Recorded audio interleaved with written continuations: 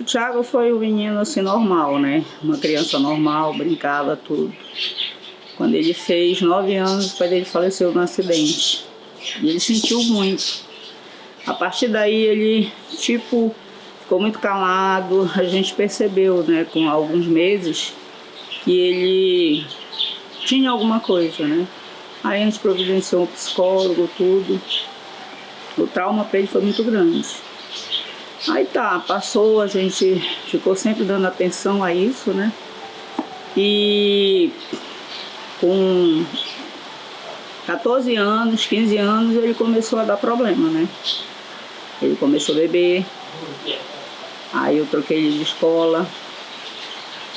Uma série de coisas que eu percebi que não estava bem. Aí ele pegou e com 16 anos eu descobri que ele estava fumando maconha. Tá.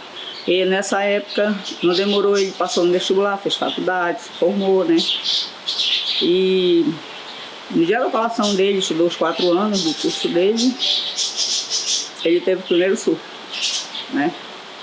Aí levei ao médico, o médico diagnosticou ele com esquizofrenia.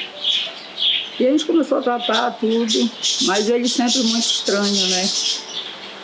E começou a nossa luta naquele momento, porque além dele querer usar droga, ele já estava diagnosticado. Não dá certo, a pessoa já tem a mente, né, completamente perturbada e com mais ingerindo qualquer tipo de droga é mais complicado.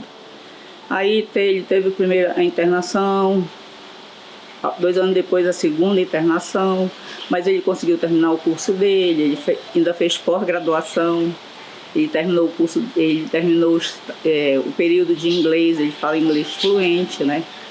E ele foi, e a gente sempre pelejando. Ele se formou, eu montei um escritório de contabilidade para ele não conseguiu trabalhar. E aí a gente ele ficou só em casa, só querendo usar droga, a gente não deixava. Quando foi na terceira internação, ele disse para mim que eu disse para ele, olha, tu não tem mais como usar droga, então tu não vai mais usar droga, eu falei para ele. Ele fugia às vezes, ia ali na esquina, ia ali no líder. Aqui em casa sempre foi muito monitorado, era por causa dele também, né? E como eu trabalho para o interior, eu sempre tive esse cuidado. E quando foi um dia, quando ele, com 22 anos, ele terminou o curso dele, ele nem teve a festa, ia ter a festa. Aí ele teve o primeiro surto, ele foi internado 15 dias. Esses 15 dias, quando ele saiu, não aceitava medicação, foi aí que começou a nossa luta, né? Então, o Thiago não aceitava a doença dele. Aí passaram-se 2 anos, ele teve o segundo surto. Aí a gente tratando, pelejando, tentando dar medicação oral, aí não conseguia. Aí conseguimos, né, o psiquiatra aqui em Belém, um remédio de ponta na época, 8 anos atrás, que era uma medicação aí de ponta. A gente começou a dar um injetável para ele, não adiantou nada. Tipo assim, era o remédio que era a nossa esperança, né? Quando passaram-se mais uns 2 ou 3 anos, ele teve o terceiro surto. Eu internei de novo. Aí eu disse para ele, tu não vai mais usar droga. Porque cada ano ele piorava, cada momento ele estava piorando, né? O remédio não adiantava, ele querendo sair, fugir para usar droga, a gente não deixava, enfim. Quando ele saiu da terceira internação, eu mandei ele direto para uma clínica para recuperação de drogado, né? Ele passou 6 meses lá, internado. Porque uma internação dessa ela é compulsória, aliás, ela deveria ser, mas não é permitido que seja compulsória, só se a lei mandar. Mas eu consegui que ele não saísse de lá, então ele ficou 6 meses lá internado, entendeu? E ele saiu bem, tranquilo, dizendo que não queria mais saber, aceitou o tratamento e tudo. Quando passaram-se 2 anos, a gente já estava vivendo mais ou menos tranquilo, né, em relação a ele, a doença dele e ao problema dele. Foi quando ele inventou que ele queria usar drogas de novo. 2 anos depois. Aí eu disse, não, tu não vai mais, porque a gente não merece isso. Nem nós, nem você. Depois de tudo que nós fizemos, de todo o sofrimento, não. Aí eu peguei e disse que não ia mesmo, né? Aí a casa aqui na Fortaleza, ele não saía. Realmente, a gente não podia permitir que o Thiago saísse, porque ele saía para procurar droga. Entendeu? Quando foi um dia, né, a gente sempre, tudo que ele queria a gente fazia, eu quero isso, nos trazia, eu quero aquilo, tá. E foi um dia eu saí, isso aconteceu em outubro de 2017. Ele disse que ele ia usar droga de novo, eu disse que não, que ele não ia usar droga de novo. Ele virou pra mim um dia, ele falou, um dia eu vou sair daqui e eu vou morrer por aí, ele falou.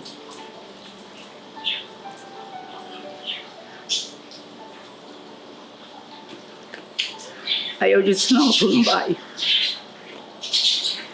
E eu fiz o que eu pude, sabe? Eu fiz o que eu pude. Quando foi em outubro, quando foi em novembro, eu fui ali no supermercado. Quando eu voltei, ele não estava. Ele pegou 2 pares de roupa, né? 2 pares de roupa, uma carteira de cigarro que ele fumava muito naquela época. E saiu. Eu imaginei que ele tinha ido pro líder atrás de bebida. Esperei 20 minutos. E ele pegou e ele não voltou. Quando ele não voltou, eu peguei o meu carro e saí atrás. Não fui pro líder, eu não encontrei. Aí eu comecei a andar. A partir daí, nunca mais nós soubemos dele. Nunca mais. Todos os recursos que a gente tinha 8 anos atrás, né, que a internet acho que devia ser mais lenta, alguma coisa assim, nós fizemos. No segundo dia que ele tinha sumido, ele tinha saído, a gente pegou muitos amigos, que nós temos bem amigos, né? Cada um entrou num carro, nós reviramos essa cidade de cabeça para baixo. Falamos com o pessoal da polícia, botamos a foto dele nas viaturas, né? Mas nunca ninguém viu ele, nunca. Eu não sei como ele saiu daqui e desapareceu. Simplesmente ele desapareceu. Ele não sei. Até hoje eu me pergunto como, meu Deus. Porque alguém tem que ter visto, alguém. A única coisa que eu sei te dizer é que a câmera viu ele saindo daqui e na época era Massafra ali na esquina. Ele passou na frente da câmera da Massafra. Aí pegou ele todo arrumado, ele usava dread, né? Cabelo bem arrumadinho, camisa por dentro e uma de fora, tênis. E ele passou para lá, para o lado do entroncamento, né? E aí a gente não sabe se ele pegou um ônibus para ir para lá ou se ele atravessou a passarela e pegou um ônibus para ir para lá, para Marituba, né? E a partir daí a gente começou, eu passei assim 2 anos mesmo andando, andei em praia, fui para Salvador, porque eles tinham uma fixação por Salvador, foi na época que começou logo depois da Covid, essa viagem que eu tinha para lá não pôde ser feita, porque ninguém podia viajar, e assim que liberou eu fui para o IML de lá, fui para a rádio. Fiz um monte de reportagem, passei uns 10 dias em Salvador e nunca ninguém me deu uma notícia dele lá. Lá eu tenho contato até hoje do pessoal de lá, do pessoal da polícia, mas nunca. Eu não sei te explicar como foi isso, entendeu? Porque a pessoa, não desaparece assim, né? Assim, simplesmente, não sei. Ele, com o problema que ele tem, ele é esquizofrênico num nível bem severo, né? Ele precisa da medicação. Ele sem medicação, eu não sei como ele consegue, não sei. Eu já disse que eu não desisto. Hoje eu já fiz aquele exame de DNA nacional, já viajei para onde eu achei que ele poderia. Eu não posso estar em cada lugar porque é meio impossível para mim, né? Mas todos os recursos, ele está em site de desaparecido do Brasil. Eu só não botei, acho que no exterior, porque ele saiu sem documento daqui, ele não levou nada. nada. Ele saiu com 2 pares de roupa, a carteira de cigarro só. Nem o computador dele levou, entendeu? Então, eu não acredito que ele tenha ido longe, assim. A gente fez buscas, eu já falei com aquele pessoal que procura desaparecido de São Paulo. Enfim, eu não sei mais. Tipo assim, se tiver outro recurso que eu puder fazer, eu vou fazer. Eu tenho esperança, assim. O psiquiatra dele, 2 anos depois eu estive lá com ele. Ele me falou que o grau da esquizofrenia dele, que é severa, né? Que ele ia esquecer da gente. Eu não acredito. Tipo assim, não é que eu não acredito, eu não aceito muito isso. Eu acho que a gente não apaga uma memória de uma vida, né? E eu acredito que ele deva lembrar, ele pode até não lembrar. Agora, só que com a tecnologia hoje, se ele, por exemplo, estiver no presídio, não souber quem é a família dele, acredito que eu fui informada, não sei se eu estou certa ou não, de que vão colher o DNA para procurar. A minha esperança é o DNA, porque o DNA não é só para encontrar, que Deus o livre, ele tenha falecido por aí, não, sem identificação. Mas dele estar sem identificação, não saber quem ele é, eu acredito que funcione aí.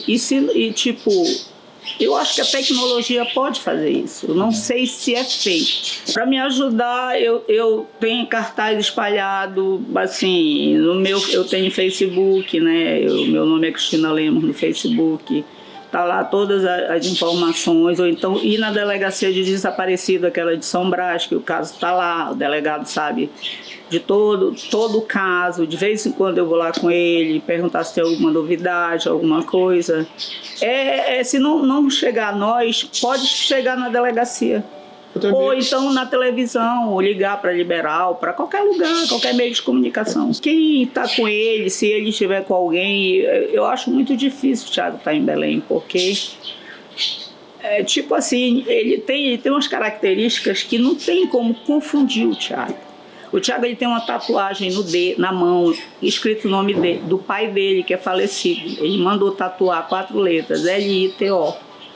Aqui. Lito. Nome do pai, o apelido do pai dele. O nome do pai dele era Manuel. Então, o apelido do pai dele, desde criancinha, era Lito. Então, ele tatuou. E a costa do Thiago é toda tatuada, com imagens de paisagem, entendeu? E eu sempre coloquei isso, toda vez que eu fui procurar os órgãos, fui fazer alguma entrevista, eu sempre frisei muito essa situação. Então, não dá para a pessoa se enganar. Ele pode estar diferente. Ele saiu daqui com 32 anos, ele tem 40 agora, né? Ele pode estar de cabelo cortado, eu não sei como é que meu filho pode estar. Mas a mão dele vai dizer quem ele é, porque ele não vai apagar uma tatuagem, nem a costa dele. A costa dele não tem como apagar. Essa dor eu digo assim, Deus escolhe as pessoas que aguentam. Porque quando vai para perto de Deus, a gente sabe onde está. À noite a gente deita, cadê o meu filho? Senhor, cadê o meu filho? Mas eu tenho muita fé, sabe, que acho que não chegou o momento, o momento de Deus, acho que não chegou. Porque senão ele já teria me respondido, que olha, eu peço muito, eu estou aguardando, eu sei que em algum momento isso vai chegar, vai acontecer, entendeu?